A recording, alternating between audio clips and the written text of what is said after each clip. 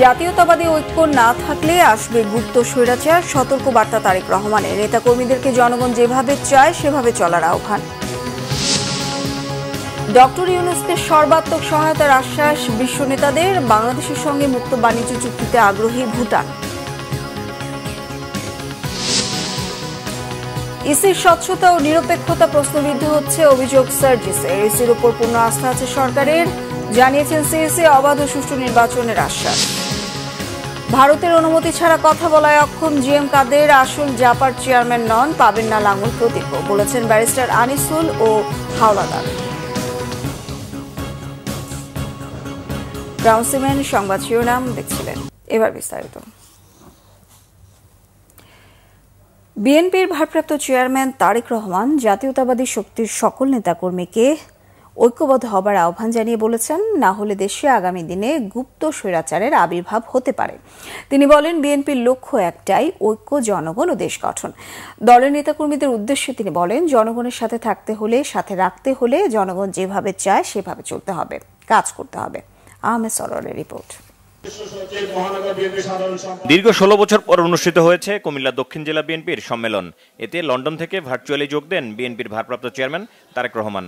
প্রিয় ভাই বোনেরা, সম্মেলনে নেতাকর্মীদের উদ্দেশ্যে তারেক রহমান বলেন, কিছুদিন পর দেশে জাতীয় নির্বাচন হবে, সেজন্য সবাইকে এখন থেকে কাজ করতে হবে।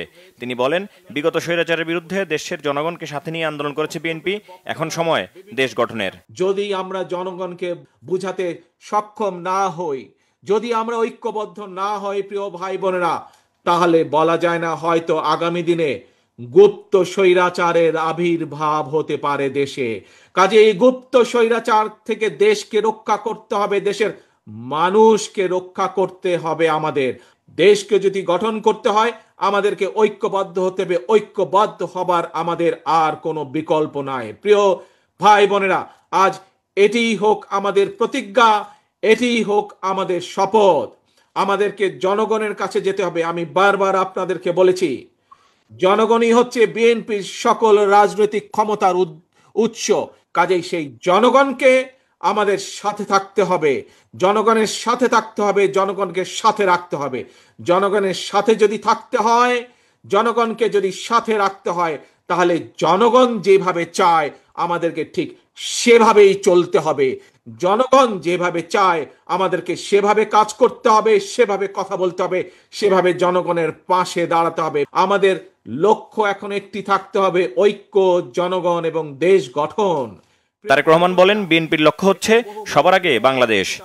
এখন এই বাংলাদেশকে গঠন করতে হবে, কারণ এই দেশ আপনার, এই দেশ আমার, এই দেশ আমাদের সকলের।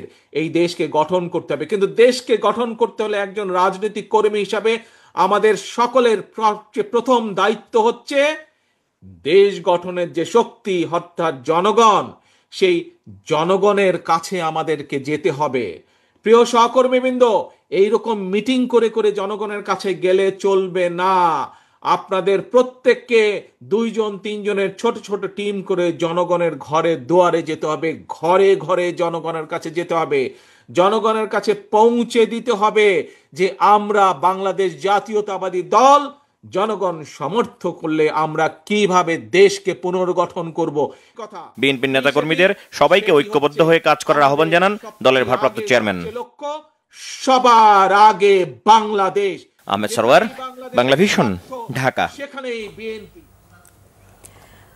সংস্কার ও বিচার প্রক্রিয়া শুরুর পর অন্তর্বর্তী সরকার ফেব্রুয়ারিতে নির্বাচন অনুষ্ঠানে 3য় পর্যায়ে রয়েছে বলে বিশ্ব নেতাদের জানিয়েছেন প্রধান উপদেষ্টা প্রফেসর ডক্টর মোহাম্মদ ইউনূস।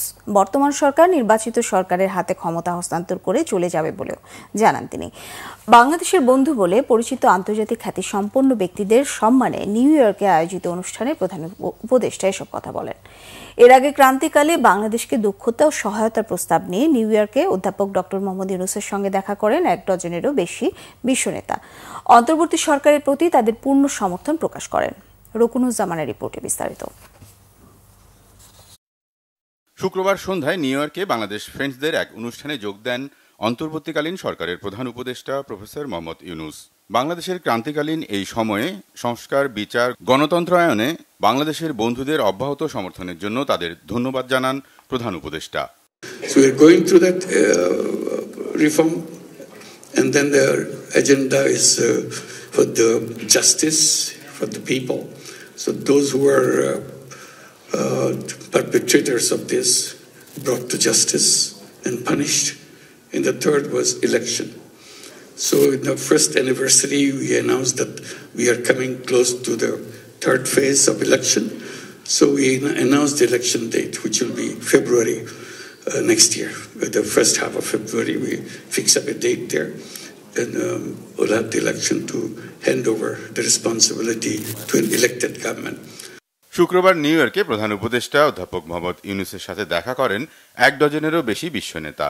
তারা ডক্টর ইউনূসের নেতৃত্বাধীন অন্তর্বর্তীকালীন সরকারের প্রতি তাদের পূর্ণ সমর্থন প্রকাশ করেন। লাতভিয়ার প্রাক্তন প্রেসিডেন্ট ভাইরা ভিকি ফ্রাইবার্গারের নেতৃত্বে এই উচ্চ পর্যায়ের দলে উপস্থিত ছিলেন স্লোভেনিয়ার প্রাক্তন প্রেসিডেন্ট বরুত পাহারো, সার্বিয়ার প্রাক্তন প্রেসিডেন্ট বরিস তাদিচ, বেলজিয়ামের প্রাক্তন প্রেসিডেন্ট চার্লস মিশেল, গ্রিসের প্রাক্তন প্রধানমন্ত্রী জস পাপান্দ্রেউ, বুলগেরিয়ার প্রাক্তন প্রেসিডেন্ট রোসেন প্লেভলেনিয়েভ ও পেটার স্টুয়াফ, ক্রোয়েশিয়ার প্রাক্তন প্রেসিডেন্ট ইভো জোসেপোভিচ এবং বসনিয়া ও হার্জেগোভিনার প্রাক্তন প্রেসিডেন্ট লাদেন ইভালিঞ্চ।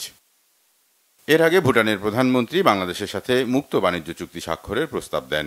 দ্বিপাক্ষিক বাণিজ্য ও বিনিয়োগ বাড়াতে দুই দেশের অর্থনৈতিক অঞ্চলগুলোকে যুক্ত করার ব্যাপারে আগ্রহ প্রকাশ করেন ভুটানের প্রধানমন্ত্রী শেরিং টুবগে। জাতিসংঘের অধিবেশনে সাইডলাইন বৈঠকে প্রধান উপদেষ্টা অধ্যাপক মোহাম্মদ ইউনূসের সাথে এক বৈঠকে ভুটানের প্রধানমন্ত্রী এই প্রস্তাব দেন।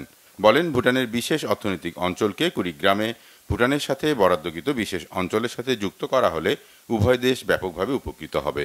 এছাড়া যুক্তরাষ্ট্রের প্রেসিডেন্ট ডোনাল্ড ট্রাম্প ও ফার্স্ট লেডি মেলানি ট্রাম্প সামাজিক যোগাযোগ মাধ্যমে প্রধান উপদেষ্টার সাথে তোলা ছবি শেয়ার করেছেন। গত 23 সেপ্টেম্বর সংবর্ধনা অনুষ্ঠানে এই ছবিতে প্রধান উপদেষ্টার সাথে তার মেয়ে ডেনা ইউনূসও রয়েছেন। রকুনুজ্জামান, বাংলা ভিশন, ঢাকা।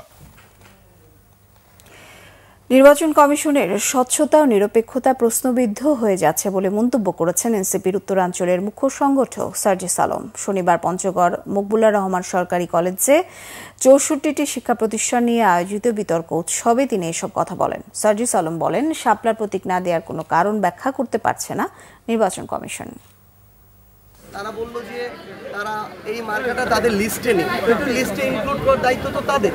আমরা আজকে থেকে কয়েক মাস আগে এই নিবন্ধনের আবেদন করেছি, তখনই তারা ইনক্লুড করতো। তারপর আমরা নতুন করে ইনক্লুড করার আবেদন দিয়েছি। আমরা মনে করি যে তারা তাদের যে প্রতিষ্ঠানের স্বাধীনতা এবং তাদের প্রতিষ্ঠানের যে পেশাদারিত্ব এটার পরিচয় দিবে, এবং যেহেতু কোনো আইনগত বাধা নেই, এনসিপি তাদের জায়গা থেকে মার্কা হিসেবে শাপলা পাবে। ওই আওয়ামী লীগের লোক কর্মী যে বলা হয়, মানে একটা বিশাল বড় ভাব দিয়ে বলা আওয়ামী লীগের 20% 30% লোক, এই লোক কোনো কালেই ছিল না। তারা এই যে লোক দেখাইতো বিভিন্ন প্রোগ্রাম, এগুলো হচ্ছে ভাড়া করা লোক। যদি এগুলো তাদেরই লোক হইতো তাহলে তো জুলাইয়ে যখন তাদের বিরুদ্ধে ছাত্র জনতা রাজপথে নামলো, তারা যদি তাদেরই লোক হইতো তারা রাজপথে নামতো। আমরা মনে করি কমিশন নিরপেক্ষ বলে এই অবাধ সুষ্ঠু নির্বাচন দেওয়ার বিষয়ে আত্মবিশ্বাসী সরকার, বলেছেন প্রধান নির্বাচন কমিশনার এএমএম নাসির উদ্দিন। শনিবার রাজধানীর আগারগাঁও নির্বাচন কমিশন সচিবালয় অডিটোরিয়ামে Bangladesh election commission officers association আয়োজিত নির্বাচন কর্মকর্তা সম্মেলনে এসব কথা বলেন প্রধান নির্বাচন কমিশনার। নির্বাচনের নামে প্রহসন থেকে বের হয়ে আসতে চায় কমিশন সম্মেলনে উপস্থিত বিভিন্ন অঞ্চলের কর্মকর্তাদের উদ্দেশ্যে বলেন নির্বাচন কমিশনার অবসরপ্রাপ্ত ব্রিগেডিয়ার জেনারেল সানাউল্লাহ। এছাড়া রিটার্নিং কর্মকর্তার জবাবদিহিতা নিশ্চিত করা সহ এআই ব্যবহার ও সামাজিক যোগাযোগ মাধ্যমে ফেক আইডি ব্যবহার করে নির্বাচনের স্বাভাবিক গতিকে প্রভাবিত না করতে পারে সে বিষয়ে কমিশনকে কার্যকর পদক্ষেপ নেওয়ার আহ্বান জানান দেশের বিভিন্ন জেলা থেকে সম্মেলনে যোগ দেয়া নির্বাচনী কর্মকর্তারা। এদিকে অতীতের যে কোনো নির্বাচনের চেয়ে আগামী সংসদ নির্বাচন চ্যালেঞ্জিং। এর মধ্যে এআই এর অপব্যবহার ও প্রবাসীদের ভোট গ্রহণ অন্যতম, বলেছেন ইসির সিনিয়র সচিব আক্তার হোসেন। আমি একটা ঐতিহাসিক নির্বাচন বাংলাদেশে দেব, আমাদের এই আস্থাটা, ওনার যে বিশ্বাসটা, এটা ধরে রাখতে হবে। আমাদের প্রমাণ করতে হবে আমরা পারি। অতীতে যাই গড়ে থাকুন না কেন, আমাদেরকে প্রমাণ করতে হবে আমরা এটা পারি। এর কোনো ব্যতিক্রম হওয়ার কোনো সুযোগ নেই। সফররত ইউরোপীয় পার্লামেন্টারি প্রতিনিধি দলের সাথে বৈঠক করেছেন বিএনপির নেতারা। শনিবার সকাল 10টা থেকে 11:30 পর্যন্ত বিএনপি চেয়ারপারসনের গুলশান কার্যালয়ে বৈঠক অনুষ্ঠিত হয়। এতে সফররত ইউরোপীয় পার্লামেন্টারি প্রতিনিধি দলে ছিলেন নির্বাচন পর্যবেক্ষণ এবং ফলো আপ বিশেষজ্ঞ mister Ricardo Chelleri Mette Bakken, Manuel Wally, deputy head of delegation Baiba Zarina. আর বিএনপির পক্ষে ছিলেন দলটির স্থায়ী কমিটির সদস্য নজরুল ইসলাম খান ও সালাউদ্দিন আহমেদ এবং চেয়ারপারসনের উপদেষ্টা কাউন্সিল সদস্য ইসমাইল জবিউল্লাহ এবং সাংগঠনিক সম্পাদক শামা ওবায়েদ। বৈঠকে ইইউভুক্ত দেশগুলোর সঙ্গে বাংলাদেশের পারস্পরিক উন্নয়ন, ব্যবসা বাণিজ্য, সামাজিক, আগামী জাতীয় নির্বাচন, রাজনৈতিক পরিস্থিতি সহ বিভিন্ন বিষয়ে আলোচনা হয় বলে জানা গেছে। বিএনপির স্থায়ী কমিটির সদস্য আমির খসরু মাহমুদ চৌধুরী বলেছেন, গণঅভ্যুত্থানের পর যেসব দেশ গণতন্ত্র ফিরতে দেরি করেছে সেখানেই সংকট তৈরি হয়েছে। আর গণ অধিকার পরিষদের সাধারণ সম্পাদক রাশেদ খান বলেন, পিআর পদ্ধতিতে নির্বাচন হলে দেশে সকাল বিকাল এমপি বেচাকেনা হবে। গত এক বছরে দেশে কোনো পরিবর্তন আসেনি বলে অভিযোগ করেন বক্তারা। মুহিবুল্লাহ মুহিবের রিপোর্টে থাকছে বিস্তারিত। শনিবার রাজধানীর বিআইআইএসএস অডিটোরিয়ামে সংস্কার ও নির্বাচন প্রেক্ষিত জাতীয় ঐক্য শীর্ষক সেমিনার অনুষ্ঠিত হয়। সেমিনারে বিএনপির স্থায়ী কমিটির সদস্য আমির খসরু মাহমুদ চৌধুরী বলেন, পিআর নিয়ে ঐক্যমত্য না হলে সেই আলোচনা বন্ধ করা উচিত। রাজনৈতিক দলগুলোর মধ্যে ঐক্য না হলে দেশের সকল অর্জন নষ্ট হবার শঙ্কা প্রকাশ করেন তিনি। ঐক্যমতের বাইরে গিয়ে আবার কেন এত সব আলোচনা আমাদেরকে করতে হচ্ছে? কেন আমাকে পিআর নিয়ে আলোচনা করতে হবে? পিআর যদি ঐক্যমত না হয়, ক্লোজ দ্য চ্যাপ্টার বন্ধ করে দেন। কিন্তু আমি পিআরের বিরোধিতা আমি করলে সেটা আমাকে জনগণের মতামত নিয়ে করতে হবে। আমরা যদি ঐক্যমত যতটুকু হয়েছি, এটাকে আমাদেরকে দায়িত্বটা কে দিয়েছে? আমরা এতদিন জনগণের মালিকানার কথা বলেছি। তো জনগণের মালিকানা যদি হয়ে থাকে, আমরা কয়টি দল বসে টেবিলের চারদিকে বসে বাংলাদেশের ভবিষ্যৎ নির্ধারণ করব, এই দায়িত্ব কে দিয়েছে? এ সময় গণ অধিকার পরিষদের সাধারণ সম্পাদক রাশেদ খান বলেন, জাতীয় সংসদের নিম্ন কক্ষে পিআর পদ্ধতি বাংলাদেশের বাস্তবতায় কখনোই সম্ভব নয়। তবে উচ্চ কক্ষে পিআর নিয়ে আলোচনা করা যেতে পারে বলে মনে করেন তিনি। আর আপনারা যেহেতু বলছেন যে পিআর ছাড়া নির্বাচনে যাবেন না, এই বক্তব্য আপনারা যখন ঐক্যমত কমিশন আলোচনা শুরু করলো তখন বলতে পারতেন। এখন একদম শেষ সময়ে যখন জুলাই জাতীয় সনদ নিয়ে আইনগত ভিত্তির প্রসঙ্গ আসছে, তখন আপনারা পিআর নিয়ে আন্দোলন শুরু করেছেন। এর মানে কি? এর মানে আরেকটি সংকট আপনারা সৃষ্টি করতে চাচ্ছেন। বাংলাদেশে যদি আরেকটি ১/১১ সৃষ্টি হয়, তাহলে যারা এখন আলোচনা না করে বরং রাজপথে নেমে দেশকে আনস্টেবল করার চেষ্টা করছে, তারা কিন্তু দায় এড়াতে পারবে না। বিদ্যমান প্রশাসন দিয়ে সুষ্ঠু নির্বাচন সম্ভব নয় বলে মনে করেন নাগরিক ঐক্যের আহ্বায়ক মাহমুদুর রহমান মান্না। পিআর নিয়ে আন্দোলনের সমালোচনা করেন গণসংহতি আন্দোলনের সভাপতি জুনায়েদ সাকি। যারা আজকে এই পিআর এর কথা বলছেন, তারা আবার পাল্টা বলছেন এই সরকারই বৈধ নয়, কারণ এই সরকার জনগণের অভিপ্রায়ের ভিত্তিতে কাজ করছে না। কিন্তু তারা মনে করে এই সরকারের রাইট আছে, জনগণের অভিপ্রায় ভিত্তিতে যেহেতু হয়েছে, অতএব তারা স্পেশাল অর্ডার দিতে পারে। জুলাই সনদ তো নিজেই বিভক্ত। একটা হচ্ছে যে ঐকমত্য অংশ আছে, একটা হচ্ছে নোট অফ ডিসেন্ট বা ভিন্নমত আছে। তাদের প্রস্তাব ছিল যে ভিন্নমত মীমাংসা কিভাবে হবে সেটা তো আমরা আগেই ঠিক করে ফেলেছি। সেটা জাতীয় নির্বাচনের মাধ্যমে যে দল বিজয়ী হবে তার অনুযায়ী সে ওই ভিন্নমতটা, তার যে মতামত সেই মতামত কার্যকর হবে। কাজে জুলাই সনদের ঐকমত্য অংশ এবং ভিন্নমত অংশ দুটো মিলেই জুলাই সনদ। যে দল বিজয়ী হবে ঐকমত্য অংশ সে বাস্তবায়ন করবে, আর ভিন্নমত তার প্রস্তাব অনুযায়ী বাস্তবায়ন করবে। এটা খুব সহজে আমার ধারণা বোঝাগম্য। কিন্তু জুলাই সনদ অ্যাজ এ হোল সেটা আমরা গ্রহণ করি না করি না, এটা হবে হ্যাঁ না। আগামী নির্বাচনে সহিংসতা কমিয়ে আনতে রাজনৈতিক দলগুলোকে পরামর্শ দেন বিশিষ্ট জনেরা। মুহিবুল্লাহ মুহিব, বাংলা ভিশন, ঢাকা। জামায়াতে ইসলামী আগামীতে ক্ষমতা এলে দেশ সেবার সুযোগ পেলে 3টি প্রধান বিষয়ে গুরুত্ব দিয়ে কাজ করার অঙ্গীকার করেছেন দলটির আমির ডাক্তার শফিকুর রহমান। শনিবার রাজধানীর কাকরাইলে আইডিইবি ভবনে ফোরাম অব ডিপ্লোমা ইঞ্জিনিয়ার্স বাংলাদেশের বার্ষিক কাউন্সিল অধিবেশনে যোগ দিয়ে তিনি এই অঙ্গীকার করেন। জামায়াতের আমির বলেন, ক্ষমতা এলে দাবি আদায়ে 1 মিনিটের জন্য কাউকে কর্মস্থল ফেলে রাস্তায় আসতে হবে না। ইনসাফের ভিত্তিতে যার যেটা পাওনা সেটা তার হাতে তুলে দেওয়া হবে। তিনি আরো বলেন, তার দলের প্রধান কমিটমেন্ট 3টি। প্রধান ফোকাস থাকবে শিক্ষায়। ভাঙাচোরা শিক্ষা ব্যবস্থা রাখা হবে না। যে শিক্ষা অনৈতিকতা তৈরি করে, মানুষকে দুর্নীতিবাজ বানায়, মানুষকে ইতর প্রাণী বানায়, সেই শিক্ষা সমর্থন করে না তার দল। আমার দল বড়, আমার দলের চেয়ে আমার দেশ বড়। আমরা আপনাদেরকে কথা দিচ্ছি, ইনশাআল্লাহ আল্লাহ তাআলা যদি এই দেশের খেদমত করার সুযোগ আমাদেরকে দেন, তাহলে 1 মিনিটের জন্য আপনার কর্মস্থল ছেড়ে রাস্তায় আসতে হবে না দাবি আদায়ের জন্য। ইনসাফের ভিত্তিতে যার যেটা পাওনা সেটা তার হাতে তুলে দেওয়া হবে। আসুন আমরা শুধু পরস্পরের দোষ ত্রুটি নিয়ে পড়ে না থেকে, কামড়া কামড়ি না থেকে, নিজের ইতিবাচক কর্মসূচি নিয়ে জাতিকে আমরা আশা জাগা নিয়ে কর্মসূচি নিয়ে সামনে এগিয়ে যাই। এমন কোনো কর্মতৎপরতা, এমন কোনো আন্দোলন কর্মসূচি কারোই নেওয়া আমাদের ঠিক হবে না, যেটার কারণে আমার দেশ এবং জাতি ক্ষতিগ্রস্ত হয়।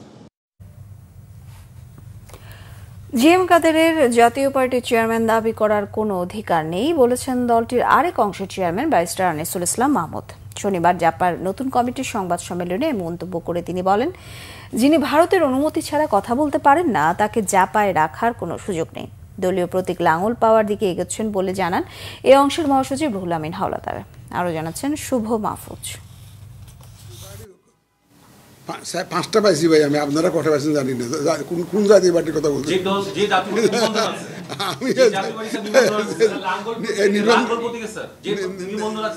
লাঙ্গলের তো দাবিদার তো হয়েছে একাধিক। কোনটি আসল জাতীয় পার্টি এই প্রশ্নে দ্বিধায় স্বয়ং প্রধান নির্বাচন কমিশনারও। গেল বৃহস্পতিবার সিইসির এমন মন্তব্যের জেরে শনিবার রাজধানীর গুলশানে সংবাদ সম্মেলন করে জাতীয় পার্টির নবগঠিত কমিটি। লাঙ্গলের মালিকানা নিয়ে প্রধান নির্বাচন কমিশনারের বক্তব্য প্রসঙ্গে সংবাদ সম্মেলনে জাপার এ অংশের মহাসচিব এবিএম রুহুল আমিন হাওলাদার জানান, দলের প্রতীক পেতে যথানিয়মে ইসিতে কাগজপত্র জমা দেওয়া হয়েছে। আমরা সমস্ত কাগজপত্র গঠনতন্ত্র মোতাবেক, কাউন্সিল মোতাবেক, বিধি মোতাবেক, প্রচলিত আইন মোতাবেক আমরা নির্বাচন কমিশনে আমরা জমা দিয়েছি।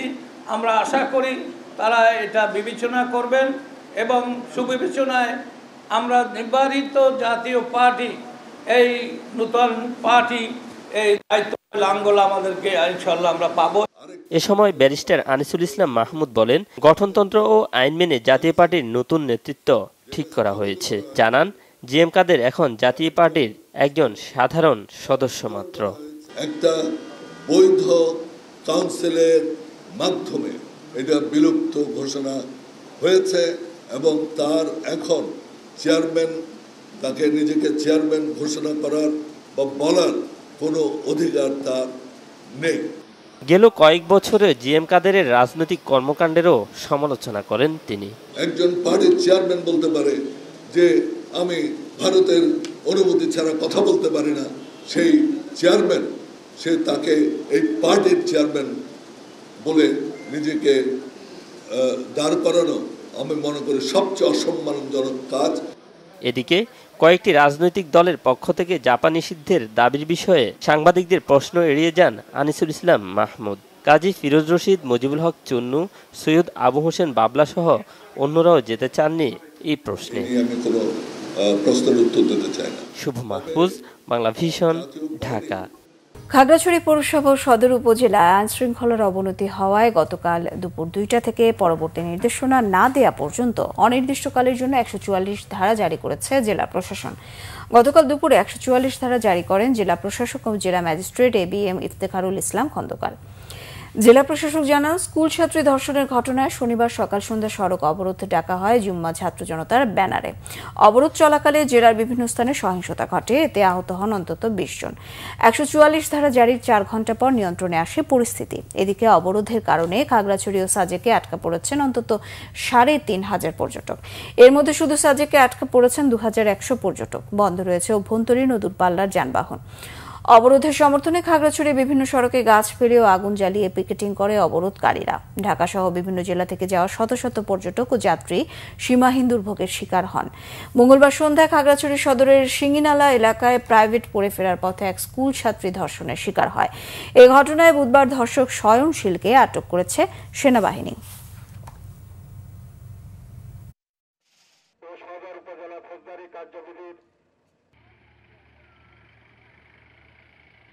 আমরা তো আইসে চরম ভোগান্তিতে আছি। আমরা হোটেল রিসোর্ট সবকিছু বুক করা আছে, ইভেন হোটেল রিসোর্টের তারাও বলতে পারে না যে আসলে পরিস্থিতি। গাড়ি স্বল্পতা, এখান থেকে তারা যে রাস্তায় ব্যারিকেড দিচ্ছে, যার কারণে আমরা যেতে পারছি না। আমরা একদিন যদি কাজ করতে না পারি, দ্বিতীয় দিন আমাদের জন্য খাওয়া দাওয়া ফ্যামিলি চালানো খুবই কষ্ট আমাদের।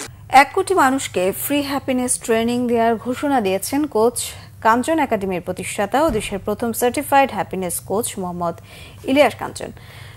শনিবার ঢাকা ক্যান্টনমেন্টের সেনা প্রাঙ্গণে দক্ষিণ এশিয়ার সবচেয়ে বড় উদ্যোক্তা সম্মেলন বিজনেস ব্রেক থ্রু সামিট 2025 ঘোষণা দেন তিনি। আয়োজক কর্তৃপক্ষ জানান, সারা দেশ থেকে 3000-এরও বেশি উদ্যোক্তারা এতে অংশ নেন, যাদের মধ্যে রয়েছেন সফল ব্যবসায়ী, তরুণ উদ্যোক্তা, corporate leader, university professor, doctor, engineer ও লয়ার থেকে শুরু করে বিজনেস মেন্টর, ইনফ্লুয়েন্সার ও ভিশনারি লিডার।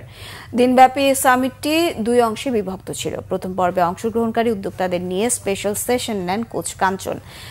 দ্বিতীয় পর্বে রকমারি নাম্বার 1 বেস্ট সেলার কোচ কাঞ্চন তার 7ম বই মার্কেটিং ম্যাজিকের মোড়ক উন্মোচন করেন। দেশ জুড়ে শুধু উদ্যোক্তা তৈরি করাই নয়, বরং একটি হ্যাপিয়ার, হেলদিয়ার ও বেটার ওয়ার্ল্ড গড়ে তোলার লক্ষ্যে কাজ করছেন বলেও জানান কোচ কাঞ্চন। বিসিবি নির্বাচনে 3 ক্যাটাগরি পরিচালক পদে মনোনয়ন পত্র কিনলেন 60 জন প্রার্থী। জাতীয় দলের নির্বাচক পদ থেকে পদত্যাগ করেছেন আব্দুর রাজ্জাক। পরিচালক পদে নির্বাচন করবেন তিনি। মনোনয়ন পত্র জমা দিতে হবে আগামী রবিবার। প্রার্থীরা জানান, নির্বাচন নিয়ে কোনো প্যানেল হয়নি, সবাই নিজেদের মতো করে ফর্ম সংগ্রহ করেছেন। মনির হোসেন খানের রিপোর্ট। সকাল 10টা থেকে বিসিবি কার্যালয়ে মনোনয়নপত্র বিক্রি শুরু করে নির্বাচন কমিশন। সবার আগ্রহের কেন্দ্রে ছিলেন বোর্ড সভাপতি আমিনুল ইসলাম বুলবুল ও সাবেক অধিনায়ক তামিম ইকবাল। দাপ্তরিক কাজে সকাল থেকেই বিসিবিতে উপস্থিত ছিলেন বুলবুল, তবে সশরীরে আসেননি তামিম। প্রতিনিধি পাঠিয়ে সংগ্রহ করেন মনোনয়নপত্র। পরিচালক পদে 3 ক্যাটাগরিতে 60 জন মনোনয়নপত্র কিনেছেন। ক্যাটাগরি 1-এর জেলা ও বিভাগীয় পর্যায় থেকে 10টি পরিচালক পদের জন্য ফর্ম তুলেছেন 25 জন। এর মধ্যে ঢাকা বিভাগের 2টি পদের বিপরীতে লড়বেন বিসিবি সভাপতি আমিনুল ইসলাম বুলবুল সহ 3 জন। বরিশাল বিভাগ থেকে একজনই ফর্ম কেনায় বিনা প্রতিদ্বন্দ্বিতায় নির্বাচিত হতে চলেছেন তিনি, যদিও বিসিবি নির্বাচন কমিশন সেই প্রার্থীর নাম প্রকাশ করেনি। ঢাকা বিভাগের জন্য 3টি, চট্টগ্রামে 5টি, খুলনায় 3টি, রাজশাহী বিভাগে 4টি, সিলেট বিভাগে 3টি, রংপুর বিভাগে 6টি এবং বরিশাল বিভাগে 1টি। এই হচ্ছে 25টি। না, এটা বলা যাবে না। এটা কালকে এটা জানেনই যে এটা আমরা গোপনীয়। কালকে হচ্ছে যে মনোনয়নপত্র জমা দেওয়ার পরে। ক্যাটাগরি 1-এর খুলনা বিভাগ থেকে মনোনয়নপত্র কিনেছেন জাতীয় দলের নির্বাচক আব্দুর রাজ্জাক। নির্বাচনে অংশ নিতে আর জাতীয় দলের নির্বাচকের পদ থেকে সরে দাঁড়ান তিনি। সিলেট থেকে আমি আসছি, এসে তারপর ফর্ম যখন কিনছি, তো তারপর আমার মেইনলি রিজাইন দেওয়া, যে এখন অ্যাকসেপ্ট যদি হয় সেটা কখন হবে। সবচেয়ে বেশি লড়াই হওয়ার সম্ভাবনা ক্লাব কোটার 12 পরিচালক পদে। সেখানে মনোনয়নপত্র বিক্রি হয়েছে 32টি। চূড়ান্ত ভোটার তালিকার শেষ দিনে কাউন্সিলরশিপ ফিরে পেয়ে ফর্ম কিনেছেন বিসিবির মিডিয়া কমিটির চেয়ারম্যান ইফতেখার রহমান মিঠু। পার্সোনালি চিন্তা করতে চাই না যে নোংরামি বা অন্য কিছু আছে। আমরা ফেয়ারলি ইলেকশন করে যে যার ক্যাপাবিলিটি অনুযায়ী যদি আমরা আসতে পারি, তারা আসবে। সাবেক ক্রিকেটার ও শিক্ষা প্রতিষ্ঠানের প্রতিনিধিদের নিয়ে গড়া ক্যাটাগরি 3 থেকে পরিচালক আসবে 1 জন। সেই একটি পদের জন্য মনোনয়নপত্র তুলেছেন সাবেক অধিনায়ক খালেদ মাসুদ পাইলট সহ 3 জন। মনির হোসেন খান, বাংলা ভিশন, ঢাকা। সংবাদ শেষ করব ক্রান্সিমের শিরোনামগুলো আর একবার জানিয়ে। জাতীয়তাবাদী ঐক্য না থাকলে আসবে গুপ্ত স্বৈরাচার, সতর্ক বার্তা তারেক রহমানের। নেতাকর্মীদেরকে জনগণ যেভাবে চায় সেভাবে চলার আহ্বান। ডক্টর ইউনূসকে সর্বাত্মক সহায়তার আশ্বাস বিশ্ব নেতাদের। বাংলাদেশের সঙ্গে মুক্ত বাণিজ্য চুক্তিতে আগ্রহী ভুটান। ইসির স্বচ্ছতা ও নিরপেক্ষতা প্রশ্নবিদ্ধ হচ্ছে, অভিযোগ সার্জিসের। ইসির উপর পূর্ণ আস্থা আছে সরকারের, জানিয়েছেন সিইসি। অবাধ ও সুষ্ঠু নির্বাচনের আশ্বাস। ভারতের অনুমতি ছাড়া কথা বলায় অক্ষম জিএম কাদের আসল জাপার চেয়ারম্যান নন, পাবে না লাঙ্গুল প্রতীকও, বলেছেন ব্যারিস্টার আনিসুল হাওলাদার। এই ছিল এখনকার মতো। পরের সংবাদ সকাল 7:30টায় দেখার আমন্ত্রণ রইল। এছাড়া বাংলাভিশন সংবাদ ও সংবাদ সংশ্লিষ্ট অনুষ্ঠান দেখতে ভিজিট করুন www.bbnews24.com ও facebook.com/banglavishnnews। সাবস্ক্রাইব করুন youtube.com/banglavishnnews। সঙ্গে থাকায় ধন্যবাদ সবাইকে।